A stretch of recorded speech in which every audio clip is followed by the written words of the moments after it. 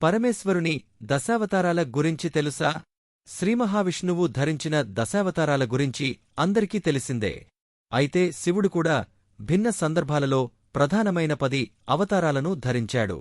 అవేంటో తెలుసుకోండి. శ్రీమహావిష్ణువు ధరించిన దశావతారాల గురించి అందరికీ తెలిసిందే. అయితే శివుడు కూడా భిన్న సందర్భాలలో ప్రధానమైన 10 అవతారాలను ధరించాడు. ఒక్కో అవతార సమయంలో శక్తి కూడా ఒక్కొక్క పేరుతో ఆయన భార్యగా అవతరించింది. ఈ అవతారాల గురించి ప్రతిరోజూ ఉదయం మననం చేసుకున్న భక్తులకు శివుడు శివాని సర్వశుభాలను చేకూరుస్తారని తెలియచేస్తుంది ఈ కథాసందర్భం. ఇది శివమహాపురాణంలోని శతరుద్రసంహిత 17వ అధ్యాయంలో ఉన్న విషయం. శివభక్తులు తమ ధర్మాలను పాటిస్తూ శివదశావతారాల విశేషాలను విన్నా, చదివినా విశేష సుఖాలు లభిస్తాయి. మహాకాలావతారంతో మొదలు. శివుడి 10 అవతారాలలో మొదటిది మహాకాలావతారం. ఈ అవతారంలో శక్తి మహాకాళి గా ఉండి తనను సేవించిన భక్తులను అనుగ్రహిస్తుంది. మహాకాలుడు ముక్తిని కల్పిస్తాడు. శివుడి రెండో అవతారం తార్. ఈ అవతార సమయంలో శక్తి తార అనే పేరున ఆ స్వామిని అనుసరించి ఉంటుంది. ఇద్దరూ తమ సేవకులకు ముక్తులను ప్రసాదిస్తారు. మూడో అవతారం బాలభువనేశుడు.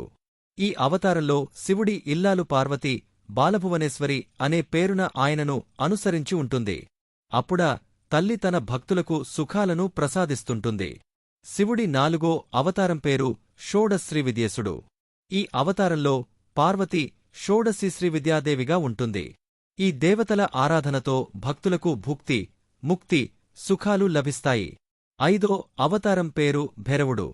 అప్పుడు పార్వతీదేవి భైరవిగా ఉంటూ ఉపాసకులను, భక్తులను సర్వకాలాలలోనూ అనుగ్రహిస్తూ ఉంటుంది.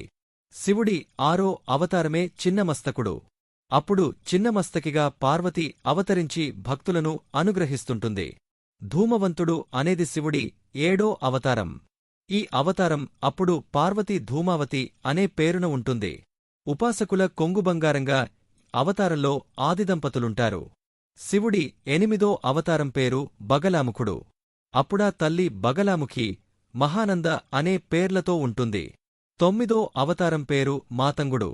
ఈ అవతారంలో పార్వతీదేవి మాతంగిగా ఉంటుంది. కమలుడు అనే పేరున్న అవతారం శంభుడి 10వ అవతారం. అప్పుడు పార్వతి కమల అనే పేరున ఉండి భక్తులను రక్షిస్తూ ఉంటుంది. ఈ 10 అవతారాలు తమను ఆరాధించే భక్తులను వెన్నంటి ఉంటూ ఎంతో మేలును చేకూరుస్తుంటాయి. తంత్రశాస్త్రాలలో అవతార విశేషాలు. ఈ అవతారాలన్నీ విడిగా కన్నా తంత్రశాస్త్రాలలో ఎక్కువగా కనిపిస్తుంటాయి. ఆ తంత్రశాస్త్రాలలో కనిపించే పార్వతీదేవి అవతారాలు తమ భక్తుల శత్రువులను సంహరించటం, దుష్టులను శిక్షించటం, నిత్యం బ్రహ్మవర్చస్సును పెంపొందిస్తూ ఉండటం చేస్తుంటాయి. మహాకాలాది శివదశావతారాలు శక్తితో కూడి ఉండి భక్తులను ఆదుకోవటం విశేషం. తంత్రశాస్త్రానుసారం ధూమావతి, బగలాముఖి లాంటి శక్తులన్నింటికీ విడివిడిగా మంత్రాలు, ఉపాసనా విధులు ఉన్నాయి.